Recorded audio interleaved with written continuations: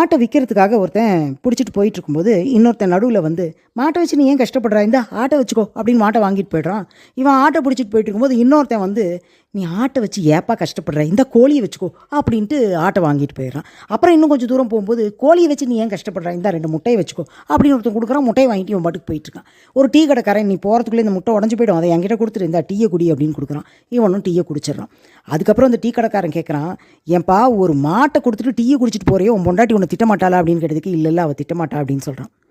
ஒரு வேளை திட்டுனா உன் வீட்டை எனக்கு எழுதி கொடுத்துடணும், இல்லை திட்டலை அப்படின்னா என் டீ கடையை உனக்கு எழுதி கொடுத்துட்றேன் அப்படின்றான். இவனும் சரின்னு சொல்லிடுறான். ஊரே திரண்டு போகிறாங்க. அங்கே போய் அவன் பொண்டாட்டிகிட்ட நடந்த விஷயத்த சொன்னால் அவன் திட்டவே இல்லை. வேறு வழி இல்லாமல் டீ கடையும் எழுதி கொடுத்துட்றான். அப்புறமா அவன்கிட்ட கேட்குறான், ஏன் உன் பொண்டாட்டி உன்னை திட்டலை அப்படின்னு கேட்டதுக்கு நாங்கள் கல்யாணம் ஆன புதுசில் ஒரு ஒப்பந்தம் போட்டோம், எவ்வளோ பெரிய பிரச்சனையாக இருந்தாலும் 4 செவத்துக்குள்ளே தான் தீர்வு காணணும், 4 பேர்த்துக்கு முன்னாடி இல்லை அப்படின்னு, அதனால தான் நாங்கள் இன்ன வரைக்கும் சந்தோஷமாக இருக்கோம் அப்படின்னு சொல்கிறான். ஆமாங்க, புருஷன் பொண்டாட்டி எந்த பிரச்சனையாக இருந்தாலும் 4 பேர் முன்னாடி அதை பற்றி பேசாமல் 4 செவத்துக்குள்ளே தீர்வு காணுங்க, உங்கள் வாழ்க்கை சூப்பராக